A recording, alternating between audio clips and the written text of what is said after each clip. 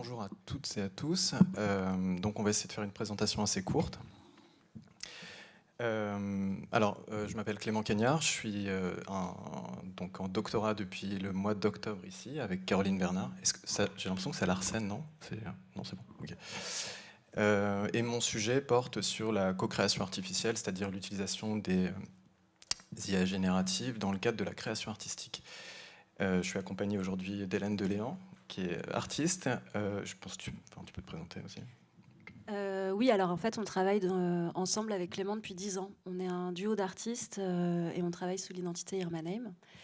On est vidéaste et on a un travail qui va s'inspirer de méthodologies issues du théâtre, du documentaire, voilà, dans le but de produire des films avec des contextes de recherche et d'écriture plutôt sur le temps long. Donc aujourd'hui, en fait, on va vous parler d'un film qu'on a réalisé qui s'appelle Roi d'asile, qui est projeté en continu là dans la salle de monstration. Et on va vous parler du contexte de la recherche qu'on a fait pour produire ce film. Donc c'est un film qu'on a réalisé dans le cadre d'une commande artistique des nouveaux commanditaires. C'est un dispositif qui permet à des associations de passer commande d'une œuvre à des artistes avec le soutien financier de la Fondation de France. Et donc là, la commande, elle avait un double contexte. Il s'agissait de rendre hommage à une enseignante d'art plastique de l'Université Paris 8 qui est décédée. Et l'autre raison, c'était l'anniversaire des 50 ans de la création du Centre universitaire de Vincennes, donc qui a été créé en 69. Et donc qui est l'ancêtre de l'Université Paris 8 en l'occurrence. Et donc cette enseignante, Véronique Delaney, elle défendait dans son enseignement, dans sa pratique, l'héritage politique et utopique de Vincennes. Elle était à l'origine des cours autogérés de l'université. Et elle avait aussi le projet, enfin tout du moins elle en parlait, de créer un cours sur le vol, connaissant les difficultés financières de ses étudiantes. Alors on aura l'occasion de revenir sur la citation qui est à l'écran là. Donc la première intention qu'on a eue avec cette histoire du cours sur le vol, c'était de poursuivre la démarche de cette enseignante et de justement faire ce cours sur le vol et d'essayer de le produire avec les étudiantes et étudiants. Et d'engager donc une réflexion sur les formes de domination qui conditionnent la précarité étudiante. Mais quelle forme pourrait donc avoir un cours sur le vol dans une université publique? C'était une question assez ardue. Et comme le vol était un sujet clivant, notamment auprès des étudiantes et étudiants, il était essentiel pour nous d'éviter les écueils moraux. Et il a donc fallu trouver des chemins de traverse. Et pour cela, il nous a semblé bon de réfléchir le vol et la propriété privée donc par le prisme d'un objet encore plus flou, qui était son corps et soi-même. Donc le sentiment de propriété de soi trouve souvent une première incarnation dans la propriété de son corps physique et un dernier refuge plus discret dans celui de son patrimoine génétique et de ses droits fondamentaux. En mettant en scène l'amélioration, la disparition, l'absence de corps ou la possibilité d'habiter plusieurs consciences simultanément ou inversement, nous avons souhaité procéder à la redéfinition spéculative, avec les étudiantes encore une fois, de la propriété et de l'individualité, donc qui sont des éléments fondamentaux de la doxa capitaliste. Dans la théorie marxienne contemporaine qui nous intéressait, la crise que traverse l'économie capitaliste depuis plus de 30 ans préfigure une grande dévalorisation à venir. Cette dévalorisation plane comme une épée de Damoclès pour celles et ceux qui se sont déclarés inaptes, inadaptables, insolvables, et elle promet à cette main-d'œuvre non assimilable au travail un devenir superflu. Dans ce contexte critique, qu'en serait-il donc des corps dans une société où l'effort ne coûte plus, où l'effort ne paie plus, où il n'y a plus de travail pour certains? Cette dévalorisation économique pourrait-elle provoquer une régression des droits fondamentaux? Donc l'autre grand terrain d'enquête pour cette commande, c'était l'université elle-même. Donc au début de notre recherche, en janvier 2020, la rentrée universitaire était marquée par une forte grève qui rassemblait donc étudiantes et enseignantes. C'est la mobilisation qui vivait à contester à la fois, enfin c'était un peu la fin, l'augmentation des frais d'inscription pour les étudiants non européens, ainsi que la loi LPPR. On ne va pas avoir le temps de s'étendre là-dessus. Mais en gros, ces mesures étaient perçues comme les signes avant-coureurs d'une université discriminatoire et néolibérale, hors de prix et hors d'atteinte. Donc pendant ces grèves, l'annulation des cours a laissé place à des assemblées générales. Et puis le Covid vint s'ajouter à l'équation. Donc l'université a fermé ses portes. Les cours ont été déplacés en distanciel, avec les joies et les désagréments dont on a fait l'expérience. Et dans ce contexte, le déploiement en urgence des outils numériques a mis au jour des inégalités qui étaient jusque-là restées discrètes. Donc face à cette double impasse dans le monde réel, une université paralysée et des corps isolés par le Covid, on a fait un pas de côté. Et donc le projet s'est axé sur le futur de la pédagogie.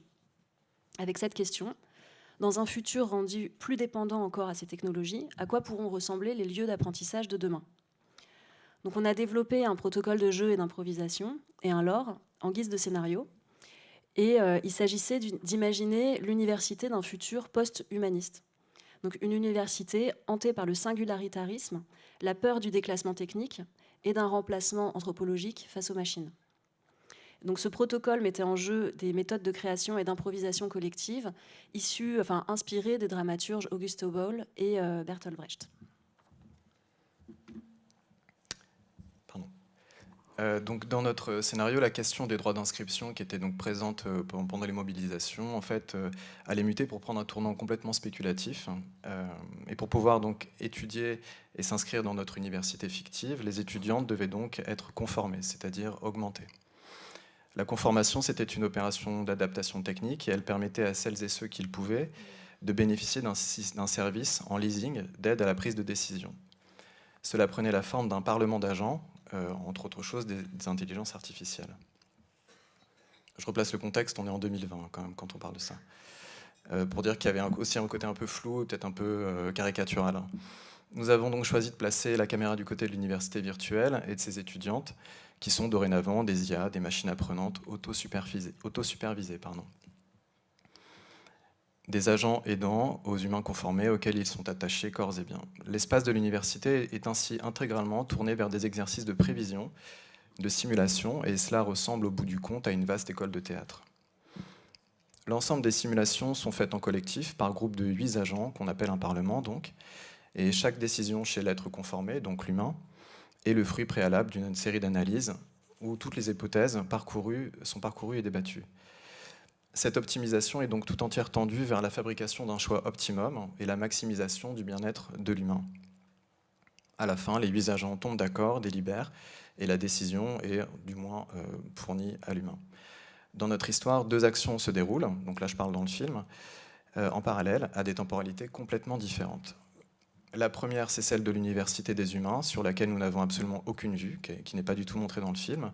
Elle est celle du dehors, elle s'étire sur 1 minute de temps, pour les étudiants humains.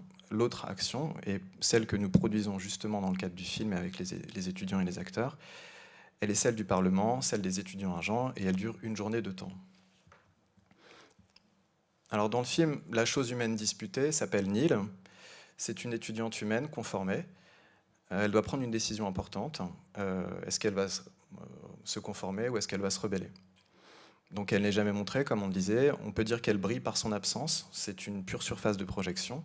On ne sait même pas si elle existe réellement. Alors là, on ne dévoile pas grand-chose du film en réalité. Tout ce film, d'ailleurs, n'est peut-être qu'un test, une répétition industrielle, pour éprouver les modèles mêmes, donc les agents. Et dans cette vision paranoïaque, on teste donc la fidélité des agents sur des millions et des millions de générations, et on exfiltre les mauvais éléments. On pense alors à ces tribunaux tests lors des grands procès staliniens, des procès dans lesquels on s'assurait lors de répétitions que les accusés s'en tiennent à leur déposition bien apprise et ne divergent pas. Donc tout le tragique dans ce film, c'est que l'université, en l'occurrence l'université Paris 8, symbole de liberté pédagogique et d'autonomie, devient ici une usine à produire de la conformité et de l'entre-soi. Et qu'à défaut d'interroger donc la connaissance, elle incarne une forme d'antimaïotique automatisée. Cette expérience peut donc être une illustration assez classique de la dialectique hegelienne du maître et de l'esclave. Donc l'esclave, nous dit Hegel, en travaillant la matière, apprend et s'autonomise, de sorte qu'il finit par acquérir une conscience propre, quand bien même son émancipation physique reste entravée par des limitations souvent indépassables. Donc l'esclave restera souvent un esclave. Le maître, quant à lui, a délégué à l'esclave la gestion d'une matière et d'un réel qu'il ne souhaite plus affronter. Il en retire certes une expérience de vie plus agréable, mais dans cet échange, le rapport esthétique du maître au monde s'étiole. Son pouvoir régresse comme sa conscience s'atrophie. le maître finit par être anesthésié et dépendant de l'esclave. Mais tragiquement, le maître restera souvent le maître. Donc dans Roi d'Asile, l'intelligence artificielle, nos agents, basculent d'un outil asservi à l'humanité à un sujet en quête d'émancipation. Dans un renversement fétichiste, les agents du Parlement comprennent qu'ils ont l'opportunité de devenir plus qu'humains. À force de cumuler l'expérience d'innombrables vies humaines qu'elles ont simulées, à force de jouer les opprimés, les oppresseurs, les accusés et les accusateurs à tour de rôle, et elles finissent par connaître la condition humaine mieux que les humains eux-mêmes. Ils pourraient donc capitaliser dessus et s'enfuir. Mais la question, c'est pour s'enfuir où ? Donc aujourd'hui, cette lecture dramatique résonne évidemment avec les débats actuels concernant l'utilisation des systèmes d'intelligence artificielle et le développement des systèmes agentiques autonomes. Donc les biais d'automatisation, les phénomènes de dette cognitive largement étudiés illustrent les effets négatifs qu'a l'usage de ces techniques sur nos psychés. La disparité d'accès et le contrôle de ces systèmes ajoutent une dimension politique au problème. Le risque est donc bien réel, pour reprendre les termes de Guy Debord, de devenir des néo-alphabètes. Des néo-analphabètes. Donc le néo-analphabète, ce n'est pas celui qui ne sait plus lire les lettres, mais c'est celui qui a perdu la capacité de construire un raisonnement logique ou historique, parce qu'il délègue son rapport au monde à la machine spectaculaire. Donc l'université de Roi d'Asile n'est donc pas une université émancipée ou idéale. C'est une institution future qui reproduit les mêmes codes oppressifs et les mêmes structures de domination que l'université actuelle. C'est la raison pour laquelle on parle dans ce projet de docu-fiction d'une approche située ou d'un exercice de design fiction. Cette émancipation des machines dans notre fiction n'est pas qu'un fantasme de scénariste, c'est une métaphore de ce que nous devons faire, nous, avec l'institution universitaire. Donc c'est ici que le concept de tierce université, pensé par la chercheuse Kei-Wen Yang, enseignante en pédagogie critique et en études autochtones aux États-Unis, prend tout son sens. Donc dans son ouvrage A Third University is Possible, Kei-Wen Yang conceptualise 3 universités. Donc la première université est coloniale, c'est le complexe académico-industriel. Elle accumule, elle est payante, elle est source d'endettement. La deuxième université est critique. Elle cherche à transformer la société via une déconstruction des systèmes de pouvoir. C'est une utopie pédagogique, c'est l'esprit de Paris 8, c'est l'école d'art. Et la troisième université, donc celle qui serait à construire, elle se définit contre la première et la deuxième, et elle est néanmoins constituée de leurs déchets, elle en a besoin. Et son objectif est la décolonisation. Donc Wei Yang insiste sur une politique de stratégie plutôt que d'utopie, et elle propose le concept de Skyborg, donc qui vient rajouter un S devant le cyborg de Donna Haraway, donc qui serait un agent de reconfiguration des technologies coloniales pour servir une décolonisation véritable. Donc c'est une pratique concrète d'organisation, de rematriation de terre et de résistance sociale. Le Skyborg prend les technologies existantes pour les détourner, donc il ne s'agit pas d'une métaphore techno-optimiste, mais d'un agent subversif.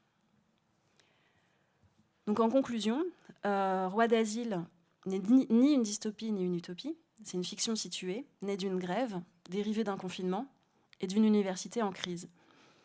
Le film pose une question simple, que devient l'université ou l'école quand la décision est automatisée? Et que devient l'humain quand l'optimisation remplace l'incertitude? Peut-être que la tierce université ne sera pas celle des agents artificiels, peut-être qu'elle s'adressera à celles et ceux qui refusent d'être optimisés, et enfin, peut-être qu'elle commence là où le calcul s'arrête. Merci.